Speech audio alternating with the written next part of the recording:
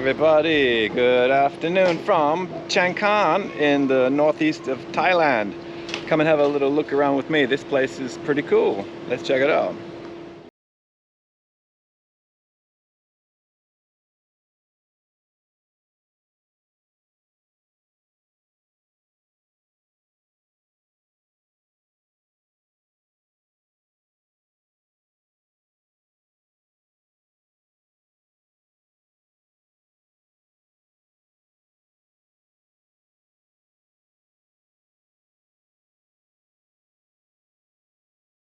In the northeast of Thailand, technically I would say it still qualifies as part of Isan, the northeastern province of Thailand. It's quite close to Loy. So Loy is quite well known as a place with hills where Thai people like to go in the cool season and do a bit of camping on the hills there when the temperature gets down to single digits, and then they like to dress up like they're doing an Arctic expedition or something like that. I guess gives them a chance to try out some different types of fashion. But yeah, this is a place actually I've been wanting to come to for a long time. So for everyone who's been following the series so far, you've probably noticed that most of the places I've been visiting I've been to before.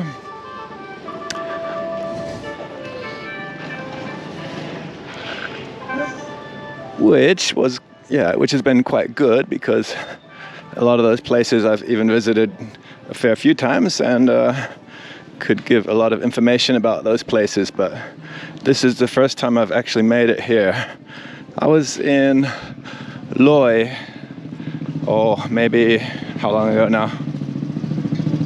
Probably at least 5 years ago. But at the time, I didn't come here to Chiang Khan because I wanted to come from a different direction. I wanted to come along the Mekong River from Nong Khai. But as it actually turned out, it's not that easy. So I think you can already see the attraction with this place. Chiang Khan is full of old buildings, mostly made from wood. Lovely example of kind of a old town area up in the backcountry of Thailand. And there are a few places like this, but this is one of the finer examples, and pretty much the only example that's been really preserved carefully. So as I was saying, yeah, it's not that easy to get here, which is kind of strange. So the obvious way to come here will be to come through from Nong Khai. Nong Khai is like just a bit further along the river, along the Mekong River, and it's where the train line from Bangkok that goes north and east terminates. So seems like the logical place to have good transport systems, doesn't it, to branch out this direction. Hello. However, that is not the case at all.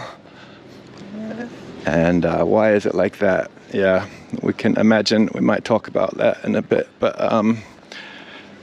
basically, if you want to get in here, the easy way to do it is directly by bus from Bangkok, which takes probably about 9.5 hours, I would say. And that would be like the cheaper option, pretty much, if you want to do it without having a bit of a hard time.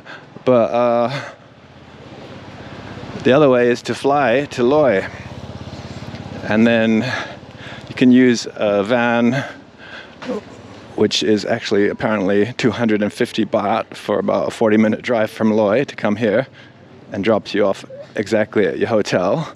Or, as a local person told me, there's a cheaper kind of bus that leaves from somewhere in Loy. Don't ask me where exactly, but apparently that one costs, I don't know, not much, probably.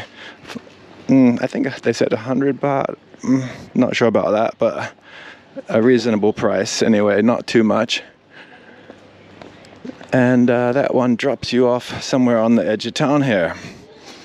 But yeah, finding out about how to catch that one from the airport in Loy would be the big challenge, because you might have noticed no foreigners around here. Well, I did see one foreigner last night, actually.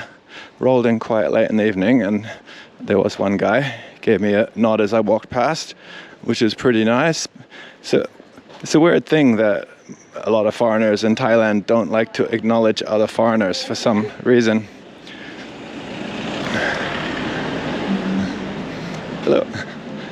But you do get the feeling a lot of people have burnt bridges in their homelands, and Thailand is their kind of second life or new life or whatever.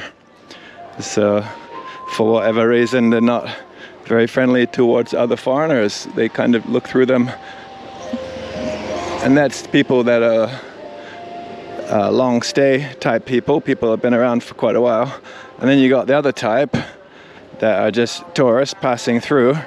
They like to fantasize their jungle gym or whatever, hacking their way through the wild jungles where no Europeans gone before. So they don't want to acknowledge other Europeans or foreigners or whatever, people from wherever they're from. It doesn't fit their fantasy thing.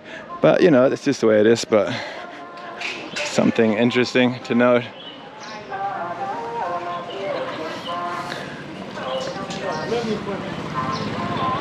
Yeah, so how would you actually find out about that local bus? Information is very scarce.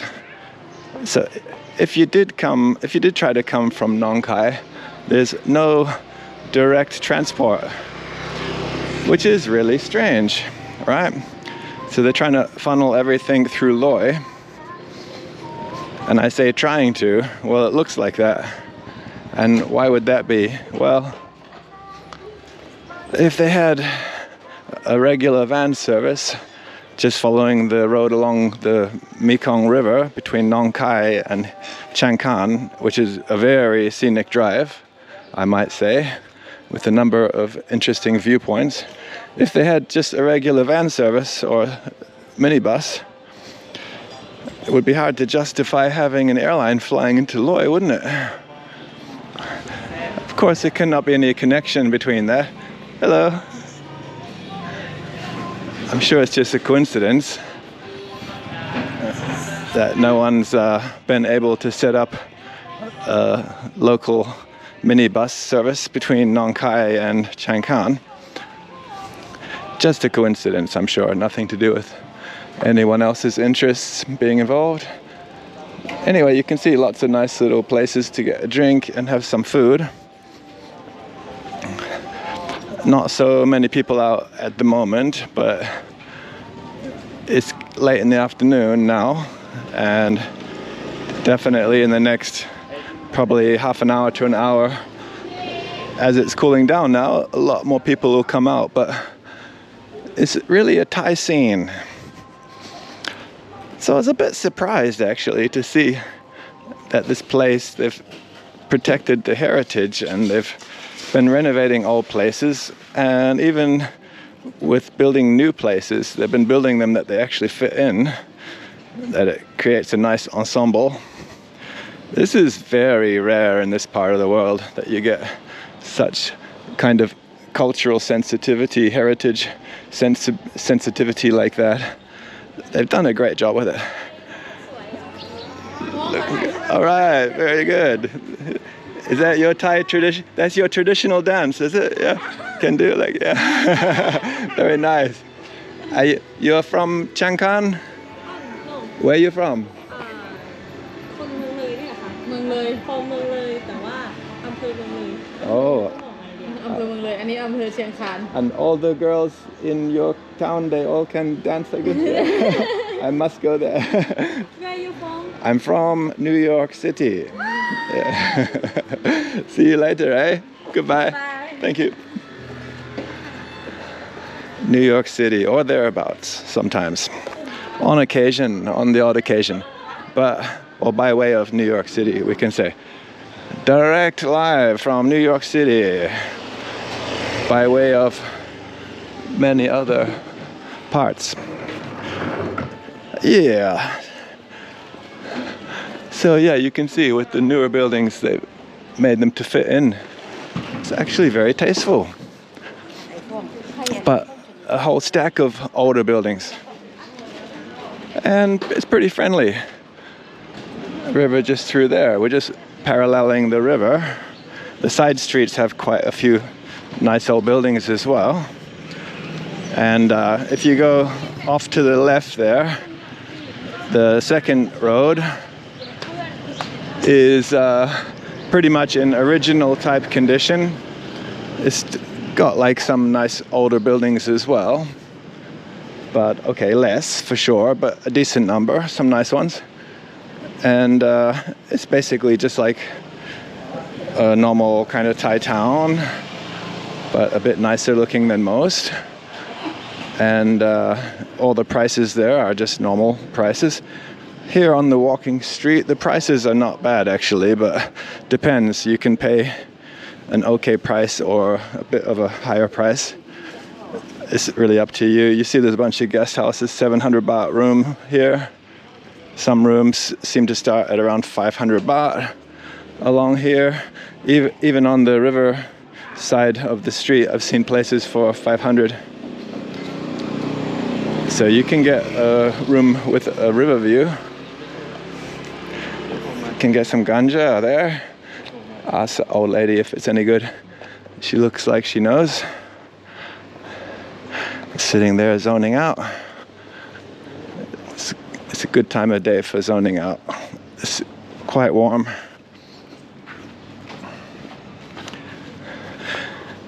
So it's actually quite a long street. Plenty of old buildings. And in about another 30 minutes, it's gonna start to get fairly busy with Thai people. So yeah, you do get the feeling whoever's masterminded this preservation and renovation effort, it's got to be someone who's a bit more switched on than the usual, because there definitely seems to be a central plan behind the whole thing. This place is really out in the sticks, so to speak. So yeah, it's been done very well. And I would say, just from the way it seems, whoever's the main kind of energy behind it, it looks to me like they're trying to keep it as a kind of a Thai little, not quite secret, but yeah, almost like a little secret hideaway for Thai people. Unspoiled rural holiday destination. And it's definitely very charming.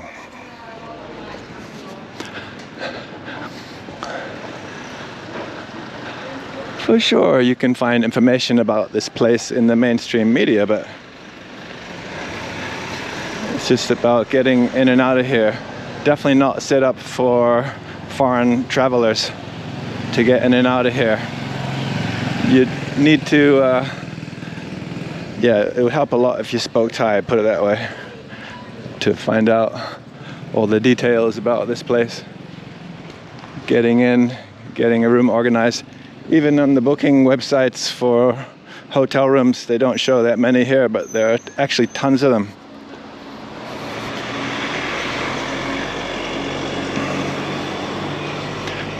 quite a nice little temple here. So the Mekong River, of course, it goes from China, goes down from Tibet, actually, through China and along the border of Myanmar and Laos, down here into Thailand, crosses through a bunch of countries down to Cambodia, Vietnam. There are a lot of rapids at different sections along the river, but still, people know how to navigate their way through, and obviously it's been a major trade route over the millennia. So you've got some interesting little towns dotted along its length. Of course, a lot of them were not really valued for their heritage buildings, so a lot has been lost, especially in the rush to development and modernization in the last decades. But you do still find some places with nice little old town cores, little central areas, little strips of old wood teak buildings and so on. But this one seems to have the most. You see, we've been walking for a bit now, and still it's the same style. Lots of nice places.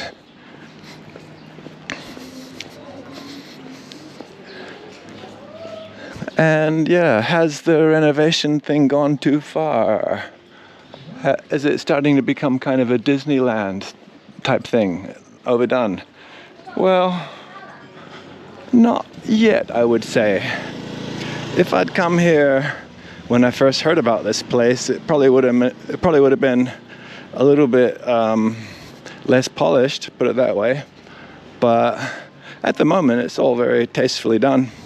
Not over the top at all, but I could imagine in maybe another 5 or 10 years it could get a bit overcooked or whatever. The thing is, if they did actually set things up for foreign tourists to easily find out about how to get in and out of here, it would be absolutely overrun. It would be swamped. And that would be the end of it as having a bit of authenticity as far as being a place where locals can actually afford to live and do something. Because I did talk to a couple people yesterday who are from out of town who've moved in here to set up businesses. Of course, that happens in Thailand all the time. People see other people making something, making money from it. You get a whole host of others jumping on the bandwagon, trying to copy it, until the whole thing is swamped and there are not enough customers to go around. Has it happened here like that? Probably it has. I would say it probably is a bit oversaturated. If I look at the number of guest houses, seems like there are too many for the numbers of people. But then again, it's hard to say. When they have holidays, I'm sure most rooms would be booked out. But other times in the year, not so much so. Yeah, that'd be scrambling to grab whoever. But anyway, the mood here seems to be fairly positive amongst some people I chatted with yesterday evening.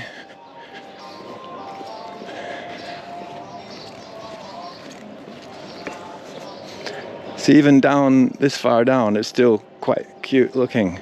Some nice stuff along here.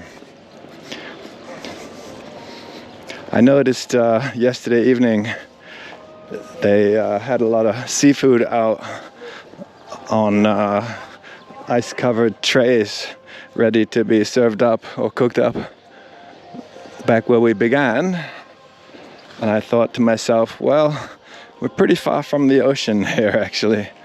Yeah, I don't think I'd be game for that. I guess one thing that would be really cool would be if they focus more on traditional type, local type food, jungle food, river food, served up in a more traditional way on banana leaves, that kind of thing. Because you do find a lot of that kind of stuff in the region, in this part of Thailand. If you just head out in any direction, pretty much. But yeah, obviously now you do get a lot of Bangkokers or Bangkokians or whatever they like to call themselves. You do get a lot of people from Bangkok flying in for a long weekend. People with a bit of money. It's quite a cute wee house. People that don't mind spending a bit on seafood and different kind of imported into the region type delicacies. But yeah, for me, a place like this would be better off to just focus on local specialties. What's the point of coming all the way up from Bangkok, which is not far from the sea, and then trying to eat seafood when you could be getting bushmeat? Much better, I reckon. So they've got a wake here. Someone's passed away. Family and friends and associates gathering together to prepare some food and remember the person. Hello. To remember the one who's passed away. Hello. Hello.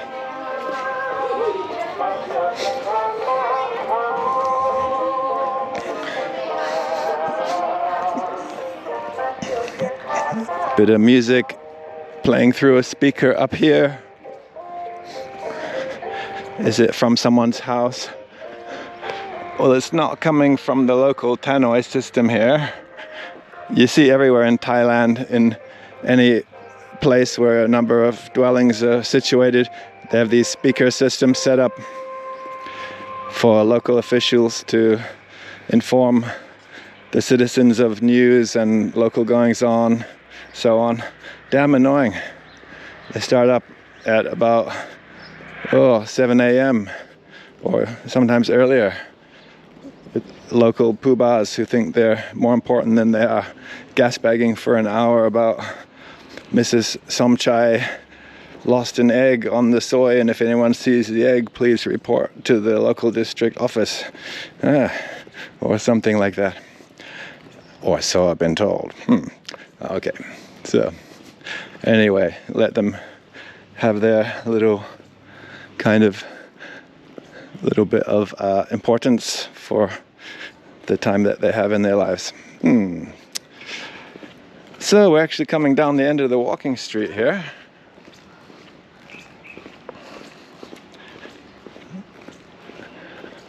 But it's still kind of nice. There's a little place here with some vacancies. The river's just over there. There's a nice temple on the left here. So at this point, the walking street and the second road come close together. So you can just do a loop around and go back to where we started. So an old friend of mine from just down the river or up the river here on the Laos side, because this is Laos over here. And as you go down the river, this is going to the west or up the river. After not very far, the river turns to the north. And at the Great Bend in the river up there, there's a town on the Laos side. And in that district, that's where my friend is from. And she told me about, in the past, she took the local boat down the river. So that was in the rainy season when the water level was quite high, because you can see rocks here, and further along it's very scenic. There are many stretches with a lot of rocks, and looks very dodgy for trying to get through there by boat. But she said she came through in a fast boat, probably something like one of these, racing along. So like the local ferry boat from her district to the capital city, Vientiane, further down the river. She said it was terrifying because the water was so rough. When it's rainy season, the water's a lot higher up. But she said you couldn't really be sure where the rocks were. Of course, the local boat drivers have a pretty good idea about it, but she said quite often boats hit rocks and break open and sink and everyone drowns. Well, that's what it was like some years back at least anyway. Do they still have such boats? Probably. At certain times in the year. Wouldn't be surprised. But yeah, when it's calm like this, I guess there are still some channels to get a boat through. Would be interesting if they had a boat service between Nong Khai and here. Maybe they do for the Lao side, but as far as I know, from the Thai side, not. We're gonna get treated to another lovely sunset soon, by the looks of it. A bit of cloud at the moment, but we'll see what happens. It might dissipate, and we'll see how it looks.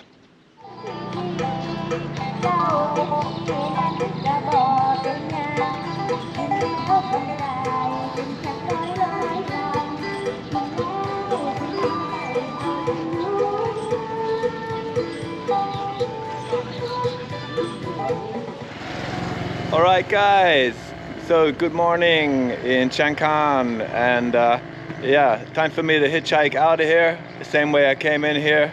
Looks good today. So yeah, if you haven't already, hit subscribe and like, and hit that bell button would be great. Leave us a comment, would love to hear from you. And gonna check out that beautiful view now, hitching along the Mekong River and head back towards Nong Khai direction. So see you in the next one, and don't be late.